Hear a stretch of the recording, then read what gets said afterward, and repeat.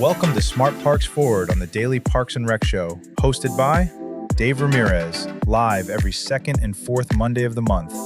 Sponsored by Outdoor Link, where we explore the technology, ideas, and innovations helping parks become smarter, more connected, and more impactful. Let's dive into the future of parks and recreation. In this episode of Smart Parks Forward, Dave Ramirez shares his Parks and Rec journey from youth volunteer to industry leader, and discusses how smart technology is helping parks become more efficient, connected, and community-focused. All right. Welcome to the Monday edition, Daily Parks and Rec Show. This is Craig LeBlanc, your host, and a special guest and host of our newest show, Dave Ramirez. How are you doing today, Dave? I'm great, Craig, and it's good morning or good afternoon, wherever you're watching us from. So all's good. Happy Monday. Apologize for the face plant. We were supposed to start this. This was our first show, literally tripped out the gates. My fault completely. I went walking down the street and then I realized the time, but I'm glad we got to make it. You got it.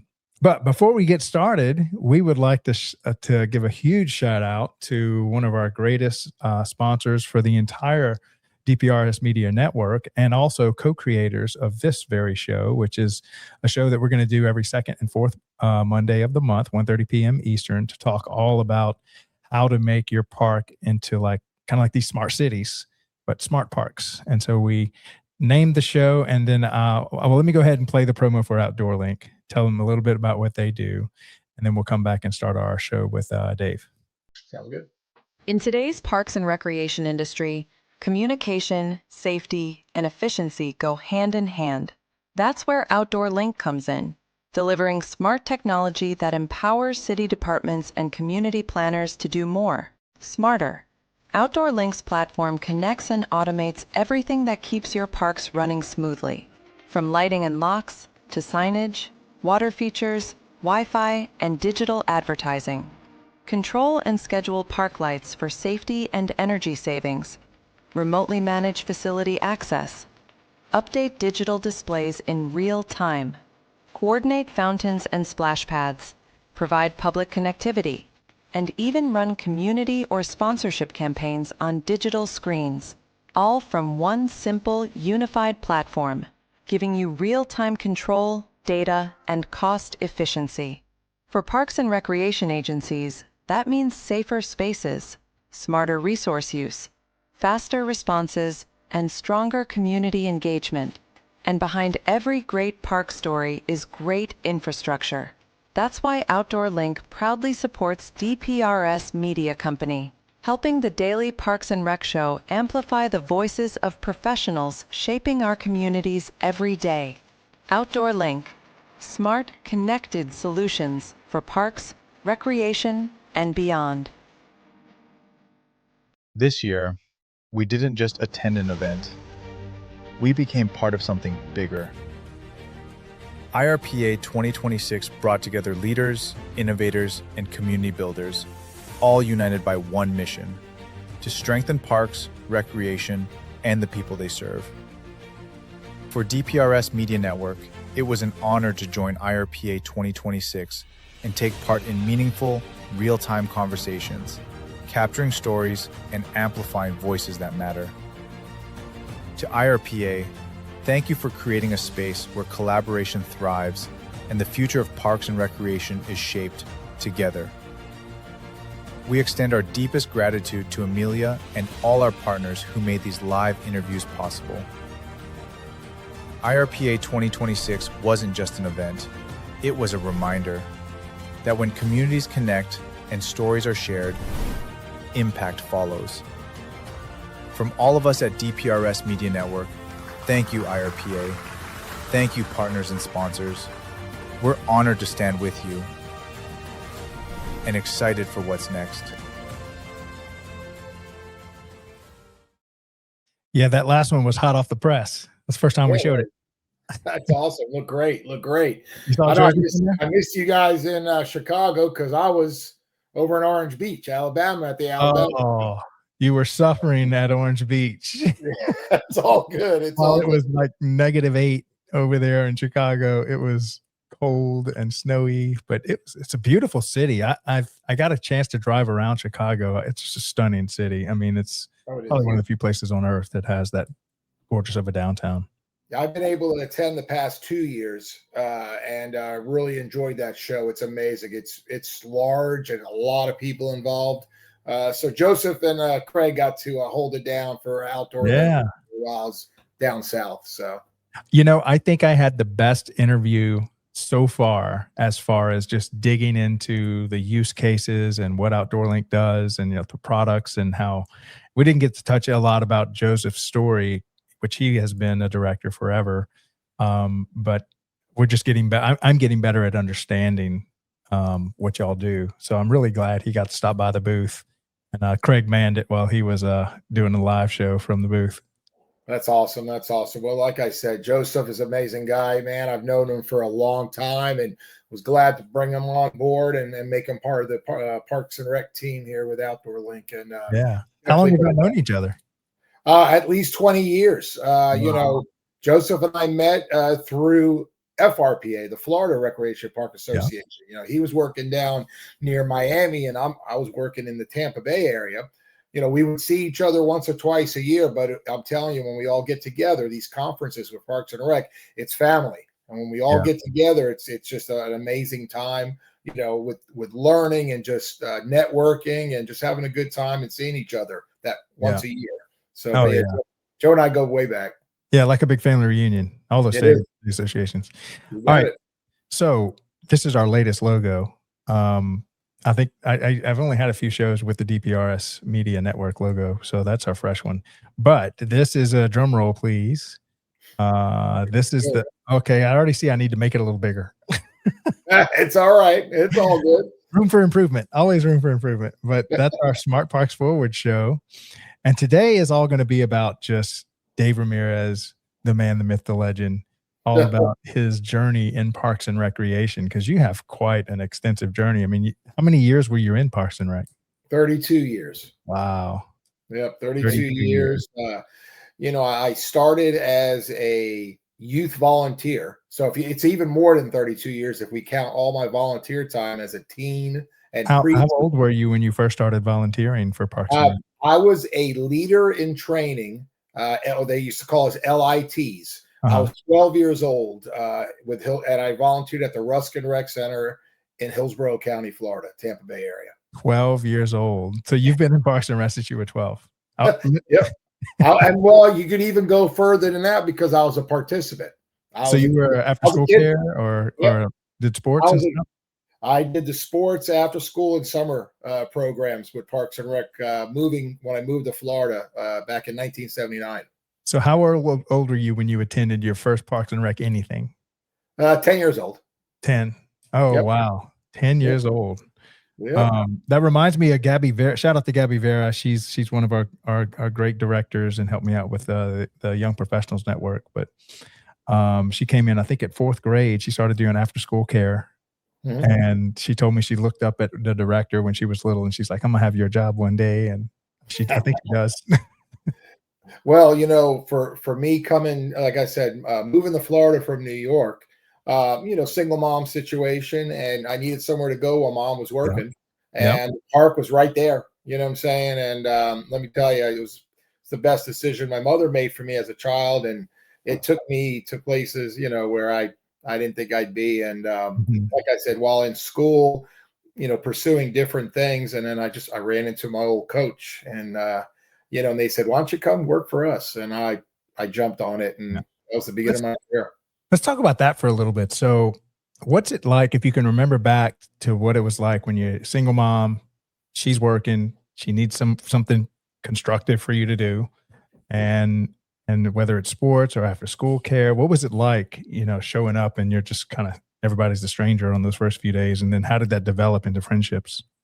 Oh, well, hey, some kids are great and nice, and some kids are cruel and mean. Mm-hmm. You're going to go through all that, even back then, compared to today. But no, I came in and with an open mind. I'm pretty outgoing, and I give 100%, 110%. So I think, getting to know the coaches and my leaders, which some of them were my mentors back in the day, just being there and getting involved and listening, because I'm a pretty good listener, and was able to slide right in. You know what I'm saying? Coming from New York was a little different. I had a much heavier New York accent. I've been around for a long time now, so I got that Southern drawl. But they looked at me a little bit strange, like, who's this guy? But I came in with my New York Jets jersey. I think like the second day, I was like, let's go, let's have some fun. So again, some of a help to my mom, but then also a help to me to bring me where I am today.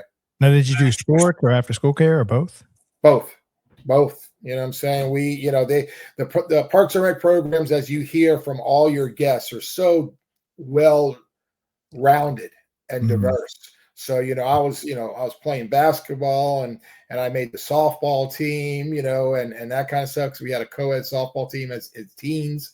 And, then the after school program with the tutoring, and then the structured, everything from crafts to, activities and enrichment programs and activities was involved with that. And then I love summer program.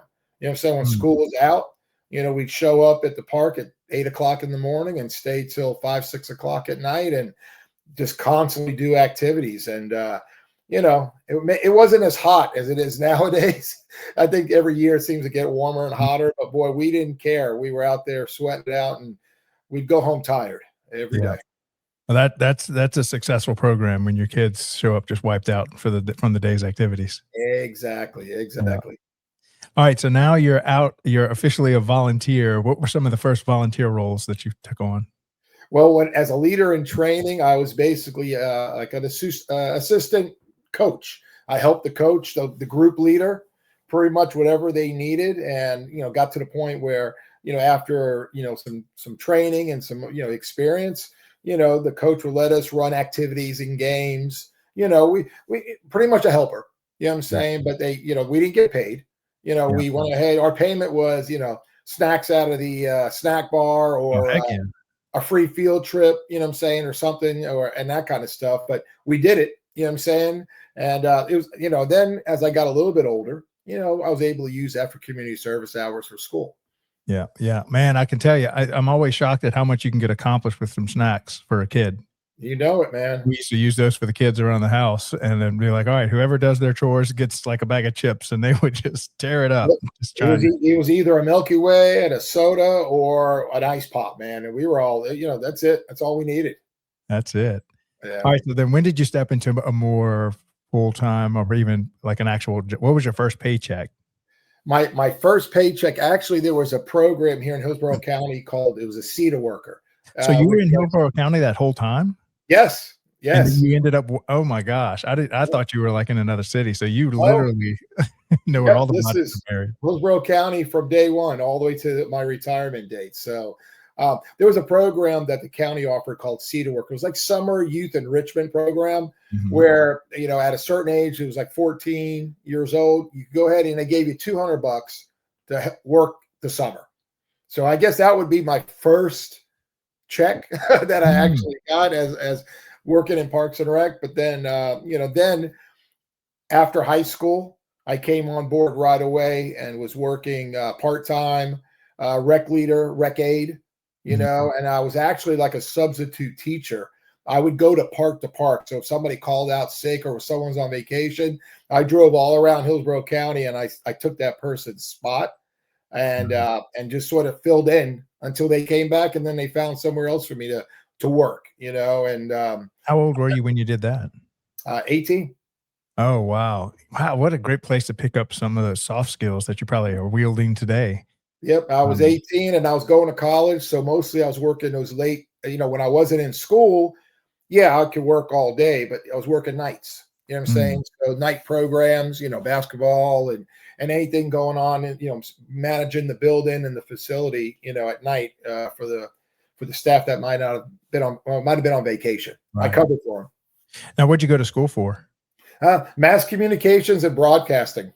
Oh, we've made full circle. There you go, man. I went to school for that, but let me tell you how much I use that degree in my Parks and Rec and government job. It's amazing. Everybody's like, oh, it has nothing to do with it. It certainly has, because Yeah. of all the programs and community involvement and everything that I was involved in my career, man, it was just a perfect fit. Yeah. Yeah. So how does mass communication and that kind of stuff help you in Parks and Recreation? Because I know there's a ton of communication that goes on in the Parks and Rec industry. It is. And let me tell you, just between the simple communicating and promotion of programs and facilities with parents, going to chamber and commerce meetings and just doing presentations countywide. I was able to just sort of jump in there. I did some hosting. I actually wrote a weekly column for the local newspaper, just to talk about what's going on at the rec sites in the area and that kind of stuff. So, there were so many different ways, you don't, to have to write an article in the paper, you don't see that too often anymore, but I did that every week and enjoyed that. And then, worked with the county officials as well, saying, so if there was if there was something going on at the site I was at, a lot of folks, they don't like to speak in front of the camera or anything like that. So I would be that guy. I'd go in and talk about the issue or the program or whatever was going on. I had no problems using my skills. For our younger crowd listening, there was a time where we didn't have recording devices, video cameras, pick in our phone that we could just walk around with. We had like newspapers and newsletters and flyers, and there was the phones were attached to the wall back then. Well, hell, when I first started, there was no such thing as I hate to say it shows my age, but so I remember getting a pager. You know what I'm saying? My first pager with the county, where I could, somebody could contact me, so I could find a phone on the wall to call them. Yeah. So and then, but yeah, recordings and stuff were different, back then compared to now. The setups were pretty amazing too. When we would have to do a spot on a program at a park, the production was just huge. Now it's so convenient and simple with today's technology. It's right. You can get it done in a few minutes. How did y'all communicate all the things like special events or programming that y'all had? Was it just a newsletter or a bulletin or some kind of thing you would put out quarterly or something like that? Yep, newsletters, bulletins, going ahead and getting with the local TV stations to go ahead and do a spot on our program or event that's got, coming up. But yeah, old school, going to the schools and putting a flyer putting flyers in every teacher's mailbox so they could go ahead and give them out to the kids when they go home to give them to their parents. That's what we had to do. And for those that don't know, Hillsborough County, that's one of the big counties. Is it? Yeah, one of the largest. We're in the top 3-4 in the state of Florida. There is a lot of us land and a lot of people here. So to get to one side of the county to the other is 90-minute drive, a 2-hour drive sometimes. Yeah. How big is Hillsborough County grown, or what was it back then, and then how has it grown? Oh, it has grown leaps and bounds from back in my day, where I was a center director soon after getting hired with the county full time, and I was in a rural park in a little town called Gibsonton, and we could talk a little more about Gibsonton if we got time. I love it. It was basically based out of an old schoolhouse that was built in the early 1900s, and I had to start off about 40 kids. And then we started building programs, and within a year we had over 200. Wow.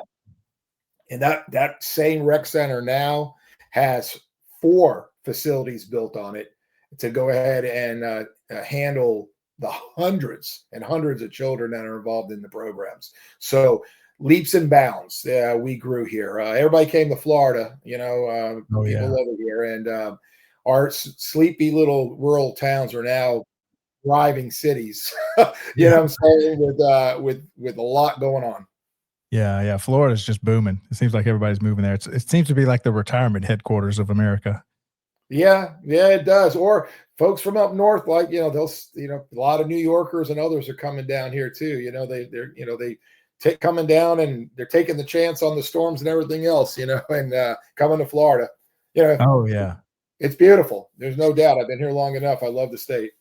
Yeah, I'll take those hurricanes, those random hurricanes over those consistent winters any day. Yeah, we got a break last year, which was very nice. But 2024 was hard, and let me tell you, Parks and Rec were the forefront of the recovery effort. Throughout Yeah. the state. We are all over the place. Parks and Rec professionals. We do it all. Yeah. All right. So then let's get into your full-time career. What part of Parks and Rec did you start in? Well, I started as a rec leader. I came Yeah. on board. I was part time for a while and doing the substitute program, Mhm. and then I locked into a location here locally. It was actually the park I sort of grew up at and did my few years in, so I was able to get hired on there. And within a year and a half, I got promoted, and that's where I landed up at Gardenville Rec Center in Gibsonton, Florida.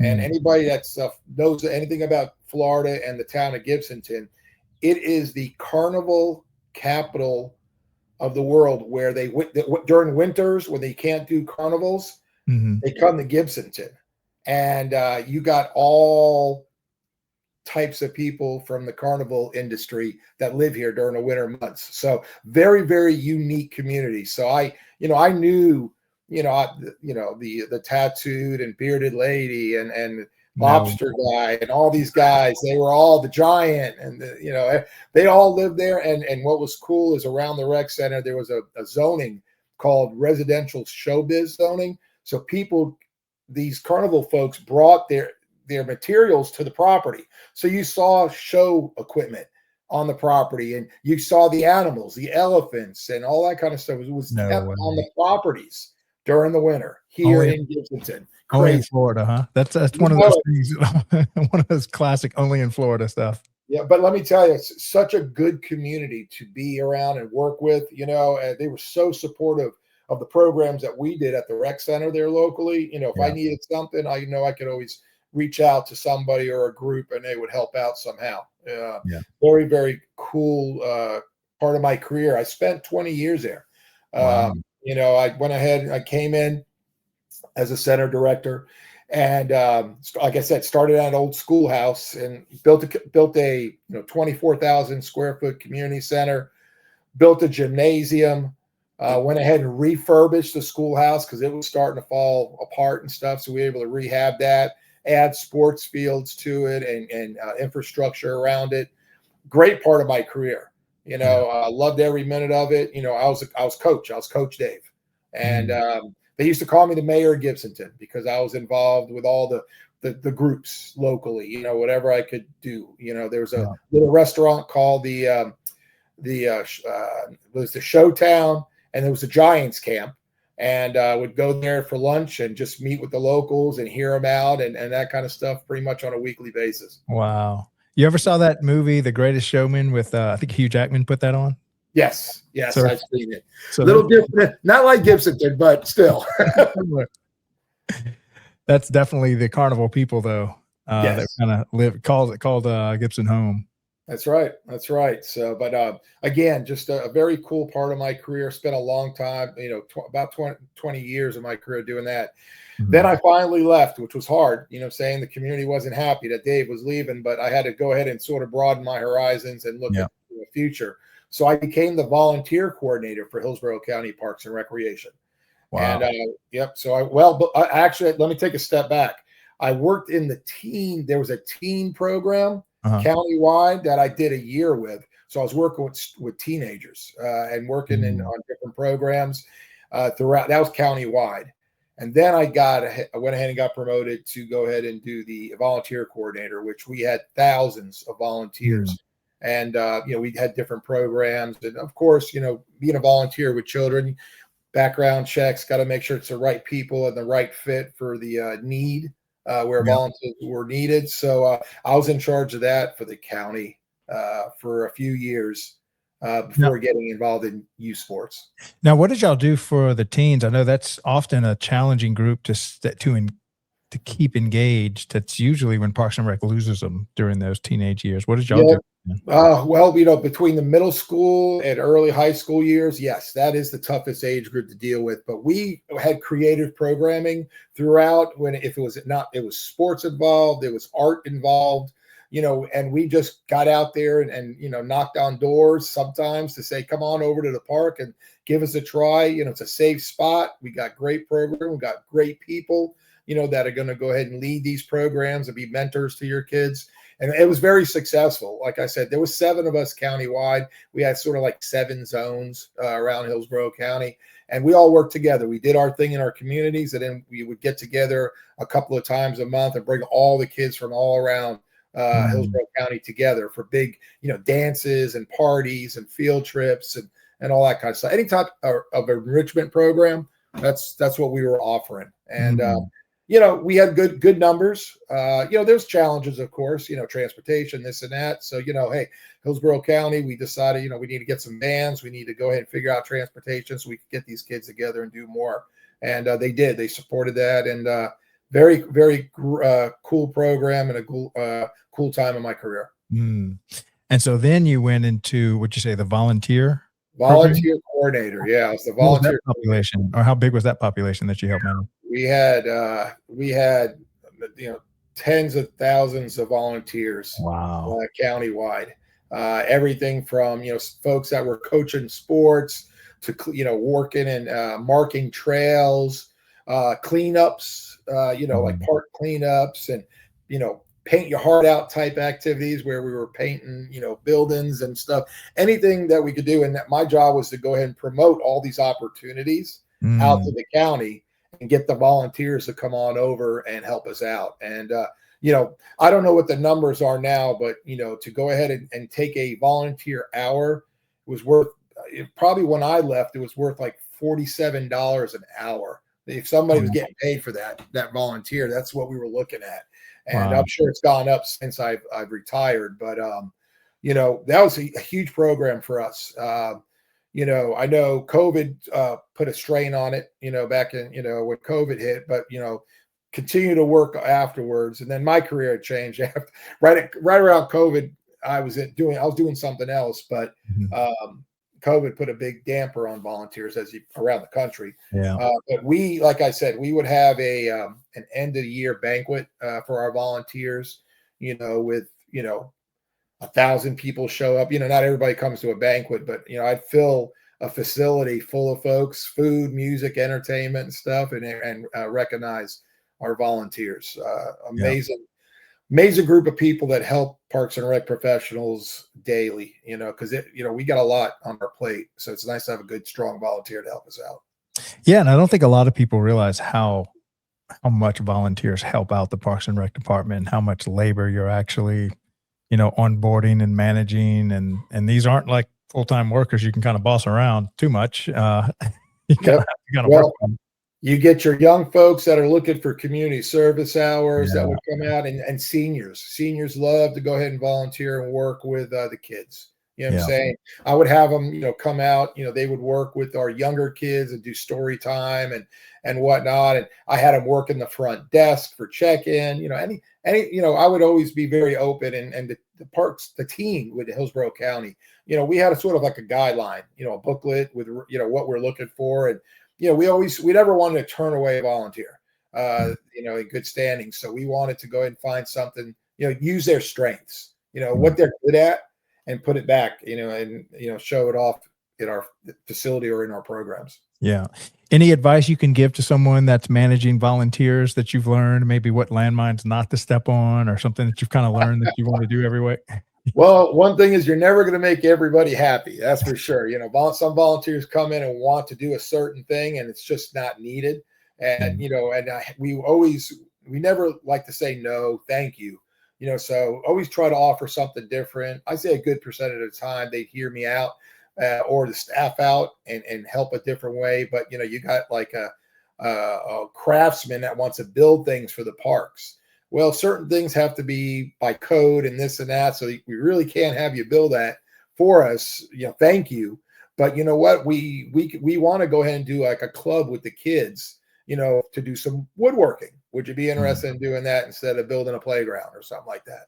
So that was one of the challenges, because especially with the seniors, they were set on what they wanted to do.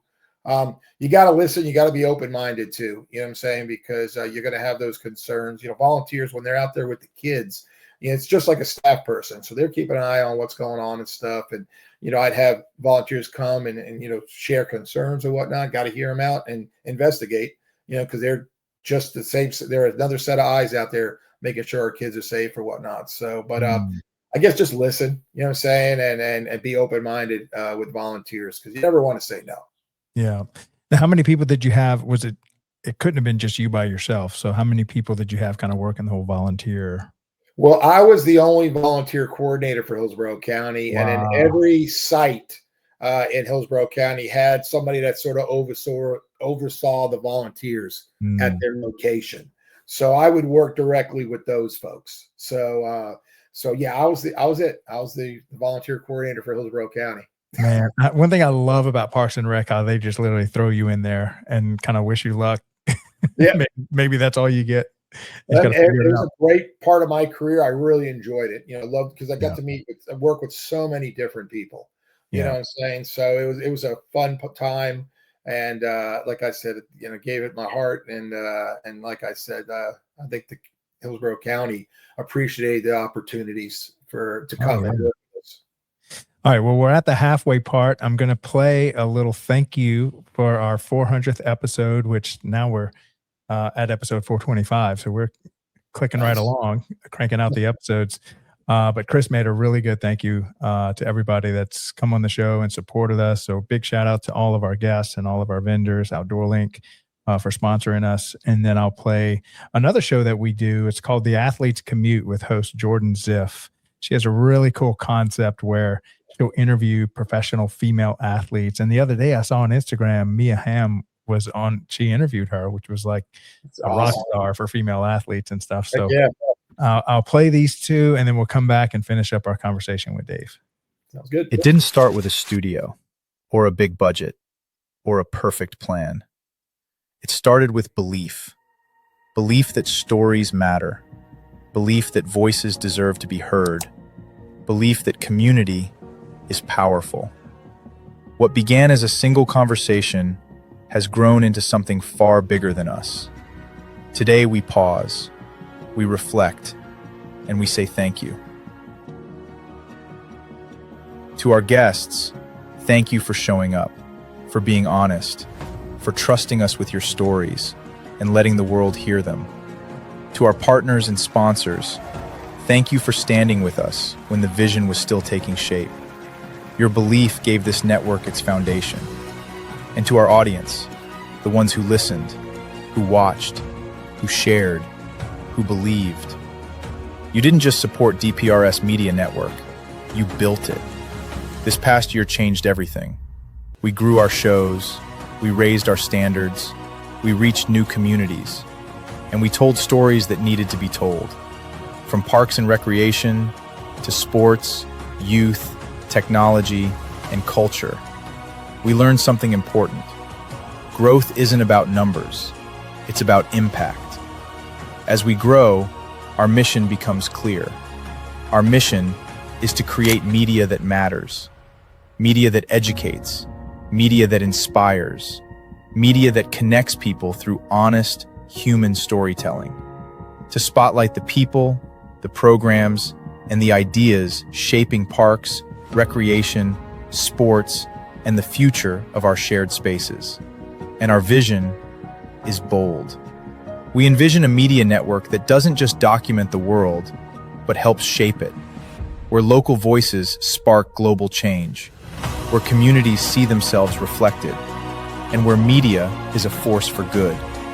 The future ahead is bigger than any single episode.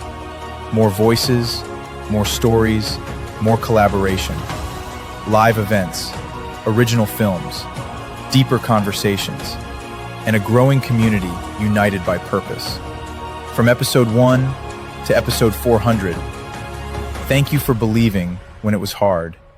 Thank you for staying when it was uncertain. And thank you for walking this journey with us. This is DPRS Media Network, built by community, driven by purpose, powered by stories. Before the game, before the lights, before the pressure, there's a moment most people never see. Welcome to The Athlete's Commute, a podcast distributed by DPRS Media Network, co-produced by Her Sports, and hosted by Jordan Ziff. Each episode, Jordan gets behind the wheel, driving athletes to practice, to training, to game day, while getting to know who they really are beyond the jersey. The mindset, the grind, the sacrifices, the moments no one talks about. No scripts, no filters, just real conversations in real motion. Because every athlete has a journey, and every journey deserves to be heard. This is the Athlete's Commute. Buckle up.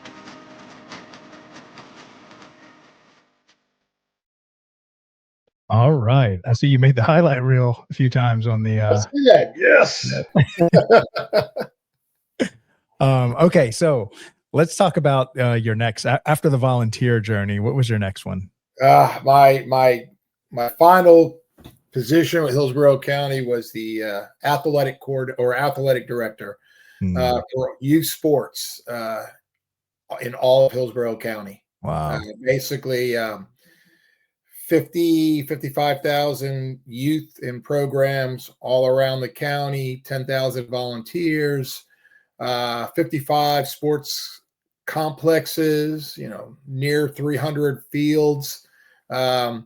Me and a team of 9 or so went ahead and took care of the youth sports in Hillsborough County. Wow.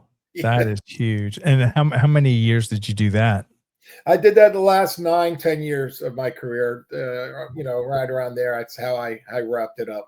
Man. So that's how you became such a legend in the Florida Parks and Rec community.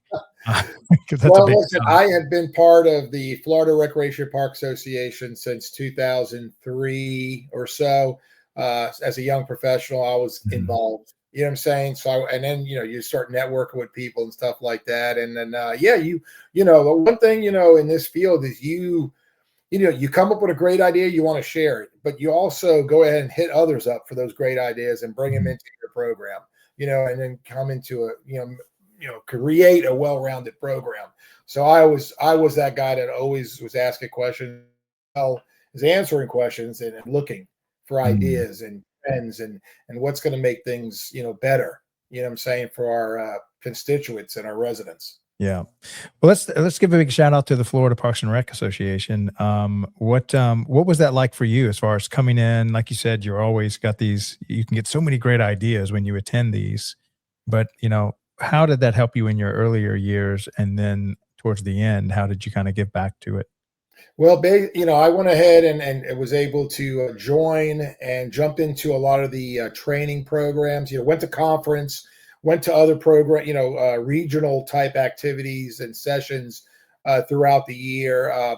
They had a program called Emerging Leaders for young professionals. I was able to join that, and it was hardcore program. It was tough, man. It wasn't something easy. You had to come up with a master plan and all that good stuff. And you had mentors that helped you throughout that process, and huge building stepping stone for me in my career.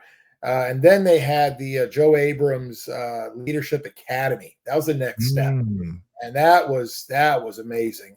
Lots of pretty much you had to come up with basically create your own plan for Parks and Rec, and they give you like a year and a half to do it. And we met like a big retreat type activity, and then met regularly, every few months to get it together, work with your mentors that were assigned to you, and come up with a plan. So I definitely, those two programs helped me land where I was before I left and retired in Parks and Rec.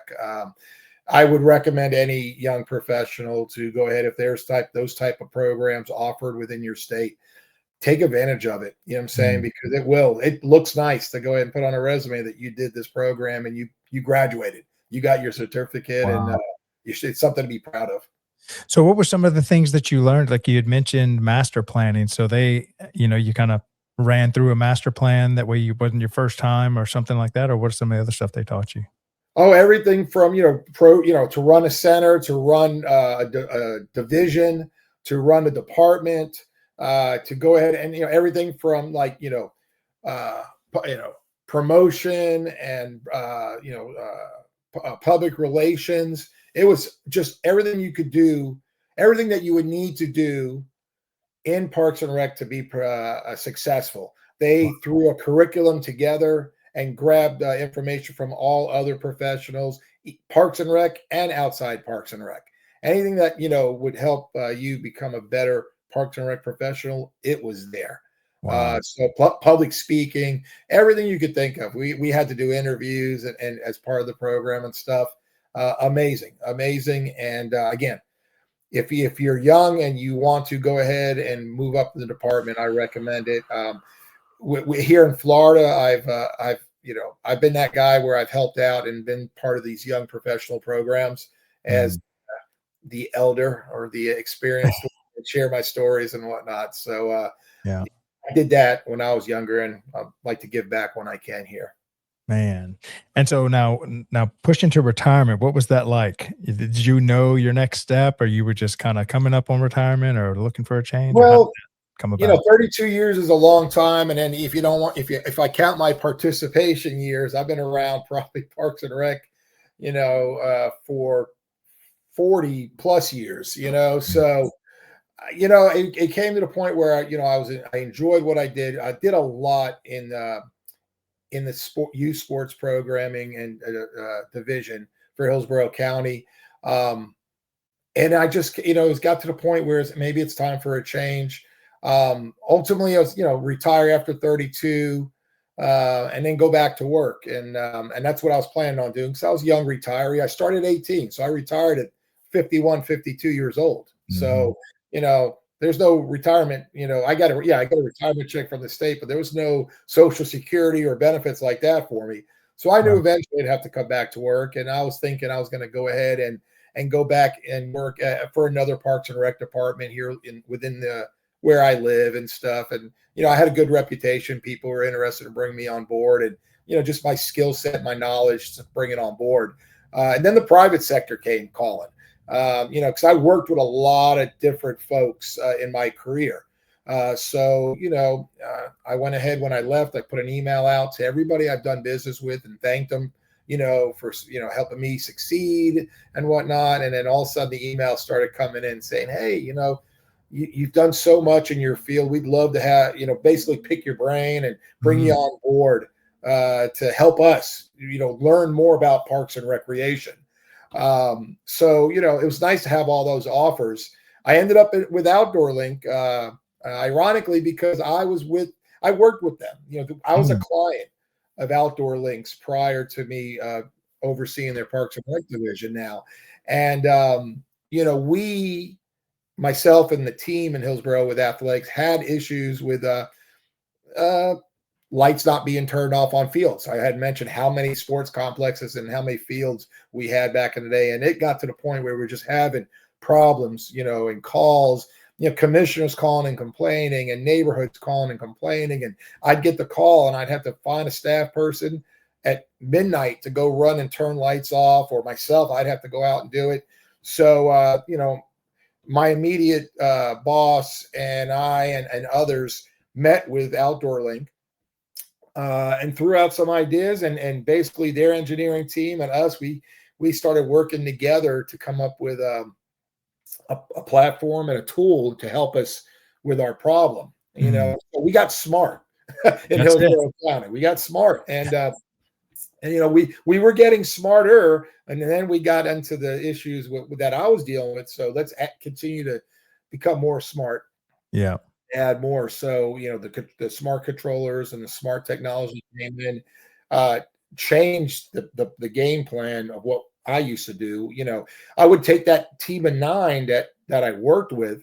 Now, instead of worrying about, issues like lights not being turned on or off, they could go ahead and do what's more important for their role. You know what I'm saying? Those are the things that we got to do those issues when they came about, because nobody else, we had no other way to do it. Right. So the guy, my team could focus on what they really needed to do. Yeah. And it helped tremendously. Like I said, those calls and emails went away. It was nice. Yeah. And how I describe it to people is there was this thing, I guess I don't know if it's been 10 years now, but it was the what do they call it? Like the Internet of Things. Mhm. And that gave birth to not just your phone being connected to the internet, which was like the first major device that was connected to the internet outside of your desktop.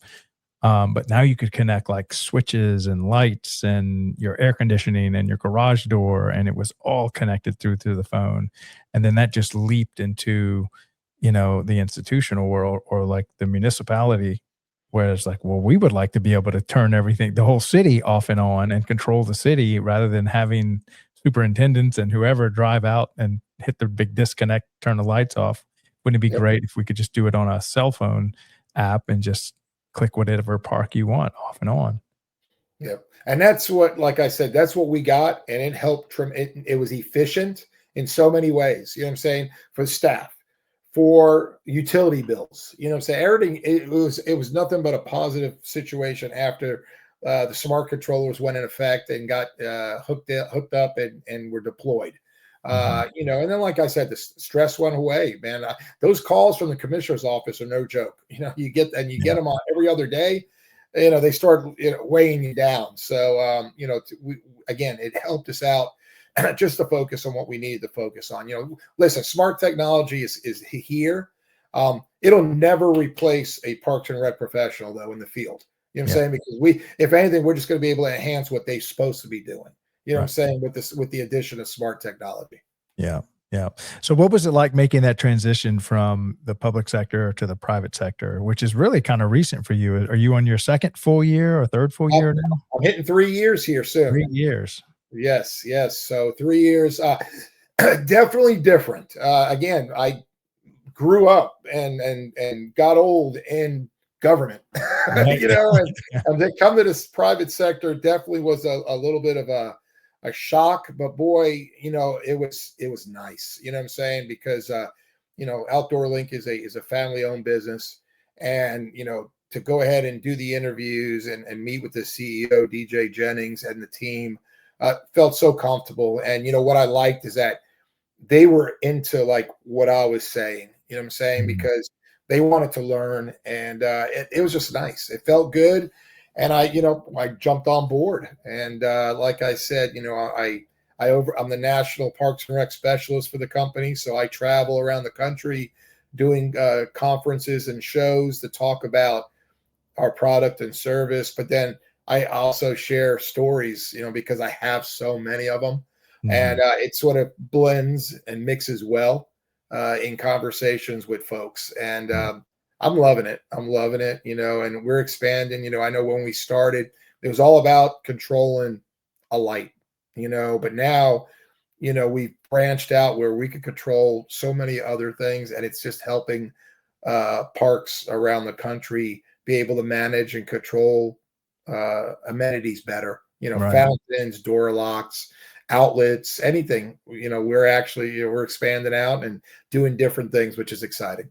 Yeah, that's good. Now, what are some of the other use cases? I know one you highlighted, which I thought was really cool, is imagine if you can have all your bathroom door locks lock at 8 p.m. or 5 p.m. just anytime. So that way you don't have people going in there and messing things up after you've cleaned it and stuff like that. Maybe if you want to speak a little, how does that work? Do you have like a mag lock or something? Yeah, well, basically, we are the controller of choice. We let people that are interested in doing door lock or gate controls choose the mechanism they want. There's a lot out there. We have some recommendations. We don't produce that. We just control it. So if you get an automatic door strike for a quad restroom, a bathroom with 4 doors, our system could be hooked up into the building to go ahead and control those automatic door strikes and put them on a timer, on a schedule. Yeah. So, a lot of, I had restroom buildings all around in remote locations, and we'd have to send people to go out there and lock them and unlock them. And a lot of times if you didn't lock them, you always had something weird happen the next day or down the line. So, basically you could go ahead. The park is out there in the middle of nowhere. Restrooms need to be opened up at 8 o'clock in the morning, because that's when the park opens. Our controller would go ahead and unlock the doors, and then come whatever sunset, 10 o'clock, whatever the situation is. When the doors are shut, the locks would go ahead and be locked in, and then you couldn't open them up until the next day. So yeah, and then speak a little bit about how it's not you don't have to have Wi-Fi on the property, that y'all actually bring your own signal with you. that is correct. See, you know, we all love Wi-Fi, need Wi-Fi, but cellular is just a lot more dependable and more out. It's out there. You know what I'm saying? The most remote areas are going to have some type of cell signal that we could ping off of. You know, our systems we use a multi-carrier SIM card in our controllers. So we're going to look for the strongest, we're going to ping off the strongest signal in the area, and that's what we're going to use. And if something happens to that, it'll pick up the next one. So it's a continuous service. But, you know, you hear about the big, you know, carriers, Verizon, you know, T-Mobile, AT&T, but we have agreements with over 275 carriers around the country. So someone that may have a small tower that will work for us, we'll just ping off them. You know, we have an agreement with them. So, you know, it helps a lot, you know what I'm saying? Especially like where I live, it's very big. So to go ahead and send somebody to go ahead and just go around and lock doors or open gates and stuff was costly and not efficient. You know what I'm saying? That person needs to be doing something more important, you know, that's going to, you know, enhance the park and, you know, enrich the community. Yeah. And so I was fortunate enough to get a tour, and I got to meet some of y'all software engineers and your hardware engineers. And I didn't realize when I first started with y'all that everything's in-house, that y'all built the software in-house. Y'all did the hardware in-house, and even the coveted, who answers the phone? What do they call that? Customer service is in Alabama. That's right. That's right. Proud of it too. You know, that again, when I mentioned a family business, it is, you know, and everybody's right there. You know, I'm remote, and a few of others of the team are out and about, but everybody's based right there in Huntsville. So, you know, it's nice to go ahead and make a call. If there's an issue, you know, you call that hotline, and somebody with a Southern drawl is going to pick up that phone and help you out. You know what I'm saying? It's just, and like I said, they're there, you know what I'm saying? All through the night, you know, cause you know, things do happen. So, but then, you know, we get some simple calls too, you know what I'm saying? You know, what happened here with this? And our folks are fantastic grabbing those calls and answer them. And even though the company may be somewhat new, how long have y'all been? What was the first Parks and Rec client that y'all had? As far as how many years have y'all been in the Parks and Rec industry? I would say probably about 7. Well, we've been around 7 or 8 years in Parks and Recreation. You know, some of our first clients, you know, Cobb County, Georgia, New York City, Hillsborough County. We were the first few to really jump on board and really get it going. You know, we got a lot of small towns like Boaz, Alabama, Idaho Falls, Idaho. Those have been around for as well. You know, so you know, it's been about around that time, and man, we have just exploded since. You know, when they brought me on board, it was about putting the word out, and that's what that's been what my focus. And the first thing I said is we need to be part of the Parks and Rec associations in every state, and let them know who we are and what we do, and let's get to start meeting them and going to shows, and you know, jumping on phone calls and following their websites, you know, their message boards. That's constantly, I'm always looking and putting stuff on there just to let people know who we are and what we do. Now, but y'all really cut your teeth in the billboard industry as far as your first generation hardware was built there in every kind of climate and terrible environment you can think of, and they could just kept iterating and getting better and better and better. So how long have y'all been in that, the billboard industry? Billboard started in 2007, and we are pretty much in every state in the country and in 20 other countries. Pretty much a billboard on a highway. There's a very, very good chance our controller is hooked up to it, monitoring the lights and monitoring the digital billboards. That is us. And through all the lots of major billboard companies that we're basically partnering and working with them. And then we got the small individual private billboards as well. So we're all over the place in the billboard world. Yeah. So if you use Outdoor Link, you're not working with somebody who has an idea that might work. They've been at this for a long time, controlling billboards in every environment possible. And now, what you said, 7 years in the Parks and Rec industry. Yeah, and that's again, Parks and Rec. We had to, cut our teeth and get people to understand and know who we are, and that we are not going anywhere. You know what I'm saying? Yeah. Because there are fly by night companies out there, and so that's part of our, my role is to let people know that we're here. We have a good base, we have a great product, and give us a try. We're not going anywhere. That's it. right. We're not going anywhere. All right. So speaking of not going anywhere or maybe going somewhere, how many state associations did y'all attend in 2025? Did you ever number? Yeah, if the number's right, including the national show, we were at about 28, 29 shows last year. So we were hustling. We were hustling. And let me tell you, it's so great to go somewhere. Like, I went to Washington State last year for the first time, and we had one client in Fir Crest, Washington. And boy, I took that client and I just boasted about him, and I came out and started talking about us. And at the end of the show, people are like, okay, yeah, this is really good. And we pulled a bunch of new clients to give us a try out there in the state of Florida. State of Washington. Yeah. Same thing in California. I'll be going to California next month. Last year was our first year there, and what a turnout. Yeah. People love smart technology in that state, and we're willing to go ahead and give us a try, and we are. It's a reasonable priced tool that's going to help your Parks and Rec team do their jobs. You know what I'm saying? That's one thing. I say, hey, I told the company, keep it at a P card level. And for everybody that knows procurement, you know what I'm saying, how nightmare sometimes to work with procurement, man. Keep it at a level where someone could just use a card on it and let's go. That's it. So what's the price? It's like under 1,000. Yep. You can control 4 units. Yep. Four relays. It's around $1,000. It depends what kind of service plan, because we have short ones like a year and we have up to 10 years. It's really what you got, but it's the best. It's the best product for the price out there, and it's taken Parks and Rec by storm. It really is. Yeah. It is like, I love to see, folks, I have a little goal that I want a unit in every state in Parks and Rec, and I'm working towards that. You know what I'm saying? Wyoming, I got Wyoming on board recently, first one in Wyoming, and getting some of those Midwestern states. I'll be going to Montana as well next year or next month for the show. So I'm excited to go ahead and start bringing it up there. Yeah. But it's fun. It's good stuff. Yeah, we had our first guest from North Dakota and one from Alaska. First two I've ever had on those, but I know those are. It's crazy. The Parks and Rec is in every single city in America. I'm working with a group in Alaska right now. They have a very interesting power grid type system out there. So we're trying to figure out if we're going to be able to get out there. And I said, we're going to figure it out. Yeah.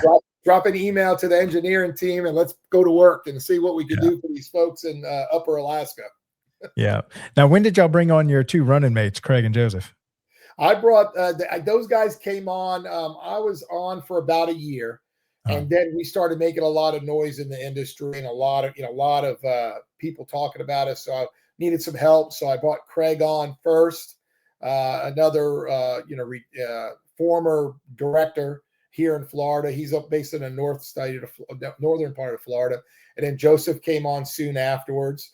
We basically, the three of us tackle the country. We cut it in a third, man, and we go. You know what I'm saying? And it's been great. Like I said, I talked to the guys later last week and talked about Chicago, and we were in Ohio for their Parks and Rec show as well. And both very, very good shows, well-attended shows. Very excited about the opportunities in both states. We do have several clients in Illinois. Ohio is sort of new to us. So going ahead and going to that show and letting people know who we are and what we do, a lot of great feedback. So I'm excited about what's going to happen over there in that state. like I said, like I mentioned, Alabama, I've been in the Alabama show for the past 3 years since I first started, and they just, they're the state that continues to give, man. They like us and they come on board, and we just continue to build our base there. And Yeah. like I said, we'll be at another 10 or 12 shows before May, and then things go on. Things get quiet for the summertime because Parks and Rec go in summer mode. They got summer camps and all different programs going on. So shows stop until the end of August. That's it. Yeah. All right. So we're wrapping up the end of the show here, but you've got quite a list of what you said. You have 6 guests scheduled for the 2nd and 4th Mondays here into the future. Yeah, I'm super excited about this show. It's going to be a great platform. It's going to be, you're going to learn a little bit about the folks that I've either learned from or have worked with in the past, or folks from all around the country.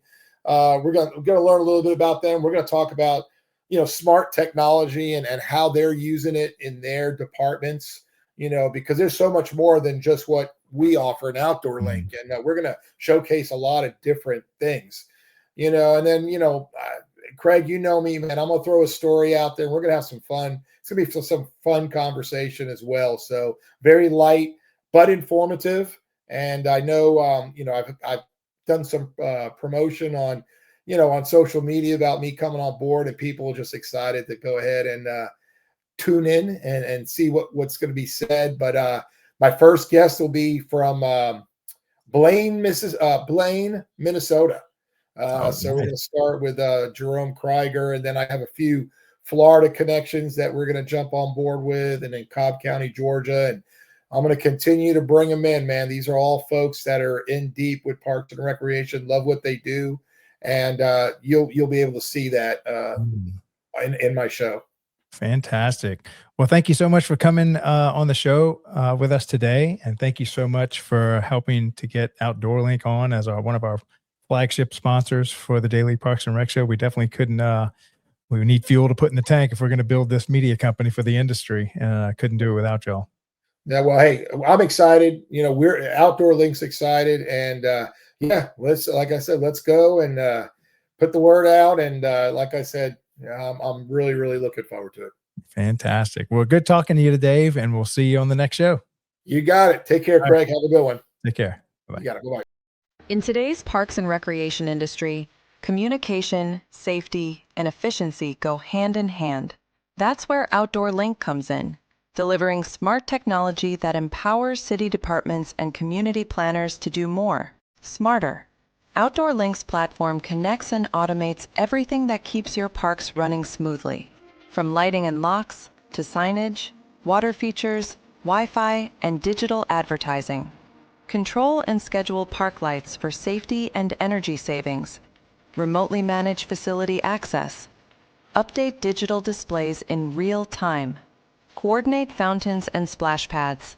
Provide public connectivity. And even run community or sponsorship campaigns on digital screens. All from one simple, unified platform, giving you real-time control, data, and cost efficiency. For parks and recreation agencies, that means safer spaces, smarter resource use, faster responses, and stronger community engagement. And behind every great park story is great infrastructure.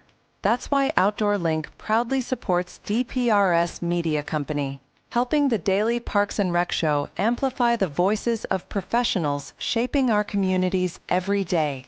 Outdoor Link, smart, connected solutions for parks, recreation, and beyond.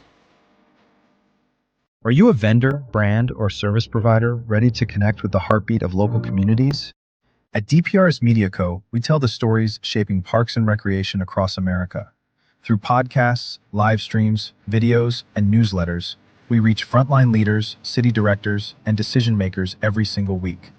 From youth sports and facilities to programming and policy, our audience is your audience. Sponsoring or partnering with DPRS Media Co. puts your brand in front of the professionals who build, budget, and buy for their communities. Launching a new product? Growing your presence in public spaces? Targeting cities, counties, or departments? DPRS is your trusted media partner. Whether you're in software, turf, aquatics, robotics, smart cities, or special events, partnering with DPRS puts your brand in the story. With commercials, interviews, social campaigns, newsletters, and live shows, we're your media team. Partner with us and grow your impact in the $200 billion parks and rec industry. DPRS Media Co. Stories that move parks and rec forward. Your audience is here. Let's meet them.